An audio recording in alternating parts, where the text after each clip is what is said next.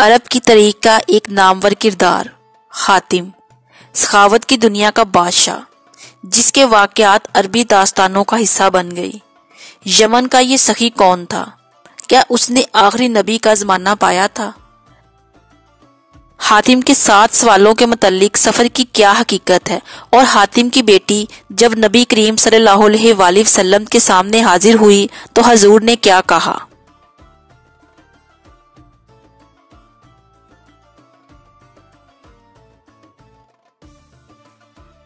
یہ ربیع الاول 9 ہجری کا سال تھا جب حضور صلی اللہ علیہ وآلہ وسلم نے حضرت علی کو 150 سپاہی سمیت قبلہ طے کی طرف بھیجا، کیونکہ انہوں نے حنین کی جنگ میں مشرکین کا ساتھ دیا تھا۔ حضور نے حکم دیا کہ تائی قبیلہ کے بت جس کا نام کلس تھا اسے توڑ دیا جائے۔ کالے جھنڈیاں لے کر عرب کے تیز ترین سوار صبح صبح بنو طے کے محلے پہنچ گئے، اور طے کی چھوٹی سی فوج کے ساتھ جھڑپ کے بعد یہ علاقہ فتح ہوا۔ کلس کو مسمار کر دیا گیا اور طے کے بڑے بڑے سرداروں کو گرفتار کر لیا گیا اور مال غنیمت سمیت انہیں مدینہ لایا گیا۔ حضور پاک صلی اللہ علیہ وآلہ وسلم کو کسی نے یہ خبر دی کہ ان قیدیوں میں صفانہ نامی ایک خاتون ہے جو یہ بتا رہی ہے کہ وہ حاتم طائی کی بیٹی ہے۔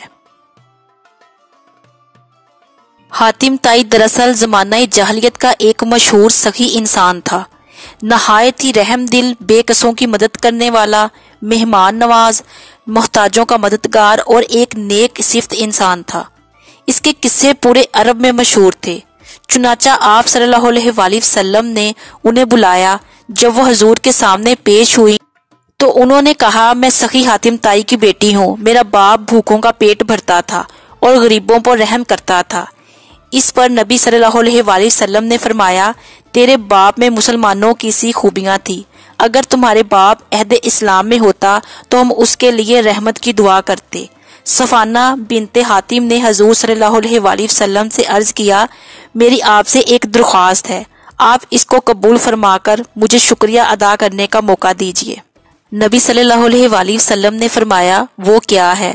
اس نے کہا، میرے والد فوت ہو چکے ہیں، میرا محافظ یعنی بھائی بھاگ گیا ہے، آپ مجھ پر احسان فرما دیجئے، آپ مجھے آزاد کر دیں تو اللہ آپ پر احسان فرمائے گا۔ میرا عدی بھائی آپ کی فوج سے خوف زدہ ہو کر شام کے علاقے کی طرف چلا گیا ہے، آپ مجھ کو اجازت دیں کہ میں اس کو لے آؤں اور آپ اس کے لیے ایک امن معاہدہ لکھ دیں۔ یہ سن کر نبی صلی اللہ علیہ وآلہ وسلم خاموش رہے اور کچھ جواب نہ دیا۔ دوسرے دن بھی صفانہ نے یہی درخواست کی تو حضور نے فرمایا، تم جلد بازی کیوں کرتی ہو؟ جب تمہارے علاقے سے کوئی آئے گا جس پر تم کو اعتماد ہو تو اس کے ساتھ چلی جانا۔ لہٰذا چند دنوں بعد ان کے رشتہ داروں میں سے کچھ لوگ آئے تو حضور نے صفانہ کے لیے کپڑوں کے جوڑے بھیج دیے اور ان کے لیے سفر کا سامان دے کر سواری بھی روانہ کر دیا۔ لہٰذا صفانہ اپنے رشتہ داروں کے ساتھ اپنے بھائی کے پاس پہنچ گئی۔ صفانہ نے اپنے بھائی عدی کے سامنے حضرت محمد صلی اللہ علیہ وآلہ وسلم کی تعریف کی اور کہا کہ میرا تو خیال ہے کہ تم جلدی ان کی خدمت میں حاضر ہو جاؤ۔ اگر وہ نبی ہے تو تم کو جلدی سبقت کر لینی چاہیے، اگر وہ بادشاہ ہے تو تمہاری عزت میں کوئی فرق نہیں آئے گا۔ لہٰذا عدی بن حاتم اپنی بہن کے ہمراہ مدینہ پہنچ گئے اور مسجد نبوی میں حاضر ہوئے، اور وہاں حضور تشریف فرما تھے۔ حضور کے پاس ایک گدا رکھا ہوا تھا جس پر آپ بیٹھا کرتے تھے۔ حضور نے اسے عدی کی طرف سرکا دیا۔ عدی نے عرض کیا کہ نہیں، آپ اس پر بیٹھ جائیے، لیکن حضور نے اشارہ کیا اور زمین پر بیٹھ گئے۔ حضور نے عدی کو اسلام کی دعوت دی، چنانچہ عدی نے حضور کی شخصیت سے متاثر ہو کر اسلام قبول کر لیا۔ اس پر حضور کا چہرہ مبارک خوشی سے چمک اٹھا۔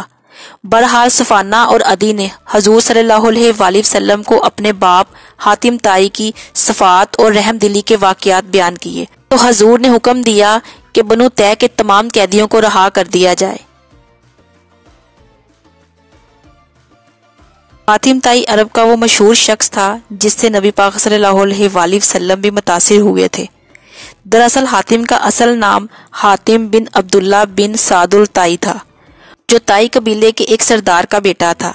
کہتے ہیں کہ بچپن میں ہی والد کی وفات کے بعد حاتم نے اپنی دولت مند اور سخی ماں کی گود میں پرورش پائی تھی۔ حاتم کی ماں نے کچھ اس طرح اس کی پرورش کی تھی کہ وہ سخاوت کا وائز بن گیا اور وہ جوان ہو کر بڑا سخی انسان بنا۔ وہ سخاوت سے ہی دل بہلاتا اور اس میں اس قدر اس کا دل لگنے لگا کہ جنون کی حد تک پہنچ گیا۔ حاتم بچپن میں ہی اپنا کھانا وغیرہ اپنے مفلس ساتھیوں کو دے دیا کرتا تھا۔ دادا نے جب اونٹوں کی نگرانی کا کام اس کے ذمہ لگایا تو حاتم نے اجنبی مہمانوں کے لیے 3 اونٹ ذبح کر دیے اور باقی ان میں تقسیم کر کے دادا کے سامنے فخریہ اظہار کیا کہ میں نے آپ کے خاندان کا نام دنیا میں روشن کر دیا۔ حاتم کے سخاوت کے قصے تاریخ کی کتابوں اور عربی داستانوں میں بھری پڑی ہیں۔ امام ابن کثیر لکھتے ہیں کہ ایک دفعہ عرب میں قحط کا زمانہ تھا، ہر طرف سوکھا پڑا تھا، لوگ دانے دانے اناج کے لیے ترس رہے تھے۔ خود حاتم اپنے گھر والوں سمیت بھوک سے بےحال تھا کہ رات کے وقت ایک عورت آ کر اپنے بھوکے بچوں کے کھانے کے لیے فریاد کیا۔ حاتم نے اٹھ کر اپنا گھوڑا ذبح کر دیا اور پہلے اس کو کھانے کو دیا، پھر اپنے بچوں کو جگا کر کھلایا، اور جب تک اپنے قوم کے ایک ایک گھر میں جا کر وہ گوشت تقسیم نہ کر دیا خود کھانا نہیں کھایا۔ حاتم کے گھر کوئی مہمان آ جاتا تو وہ اس کی عزت اور مہمان نوازی میں کوئی کسر نہ چھوڑتا، بلکہ وہ خود مہمانوں کی تلاش میں لگا رہتا اور اونچی پہاڑی پر ایک آگ روشن کر کے آوازیں دیا کرتا تھا اور اپنے غلام کو خوشخبری دیتا، اگر اس آگ کی وجہ سے کوئی مہمان ہمارے گھر آ گیا تو تم آزاد کر دیے جاؤ گے۔ وہ مقام جہاں حاتم رات کو آگ جلایا کرتا تھا آج جبل سمرہ کی چوٹی پر واقع ہے، جو حاتم طائی کے آتش دان کے نام سے مشہور ہے، جو آج سعودی عرب کی سیاحت اور آثاریاتی مقامات میں سہر فہرست ہے۔ اسی طرح مشہور ہے کہ جب حاتم طائی کو کسی قیدی نے مدد کے لیے پکارا تو اس نے قیدی کی رہائی کے بدلے اس وقت تک خود قید ہونا منظور کر لیا جبکہ وہ اپنا فدیہ نہ ادا کر دے۔ اسی طرح کے بے شمار قصے حاتم طائی کے متعلق عرب میں زبانیں زد ہو گئے۔ حاتم کی سخاوت کے چرچے گھر گھر عام ہونے لگے اور اس کی داستانیں عرب میں ایک مثال بن گئی تھی۔ ابن عربی حاتم طائی کے متعلق کہتے ہیں کہ حاتم ہر میدان میں کامیاب شخص تھا۔ جب وہ جنگ کرتا تو غالب آ جاتا، کسی سے مقابلہ کرتا تو سبقت لے جاتا، کوئی کھیل کھیلتا تو ہمیشہ جیت جاتا، اور سخی اس قدر تھا کہ جب ماہ رجب کا چاند نظر آتا تو حاتم ہر روز 10 اونٹ ذبح کرتا اور لوگوں کو کھانا کھلاتا اور لوگ اس کے پاس جمع ہو جایا کرتے تھے۔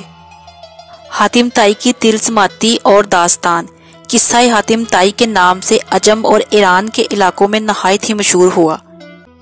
اس داستان میں حاتم طائی ایک شہزادی کے ذریعے کیے گئے 7 سوالوں کے جوابات کی تلاش میں نکلتا ہے، اور یہ سفر نہایت ہی عجیب و غریب اور خطروں سے بھرا ہوا ہوتا ہے، اسے حاتم طائی اپنی ہمت اور جوانمندی سے مکمل کرتا ہے۔ لیکن قصہ حاتم طائی محض ایک افسانہ ہے، اس کا حقیقی حاتم طائی سے کوئی واسطہ نہیں۔ نبی کریم صلی اللہ علیہ وآلہ وسلم کے اعلان نبوت سے 33 سال قبل ہی حاتم طائی فوت ہو گئے اور رسول اللہ صلی اللہ علیہ وآلہ وسلم کا زمانہ نہ پا سکا۔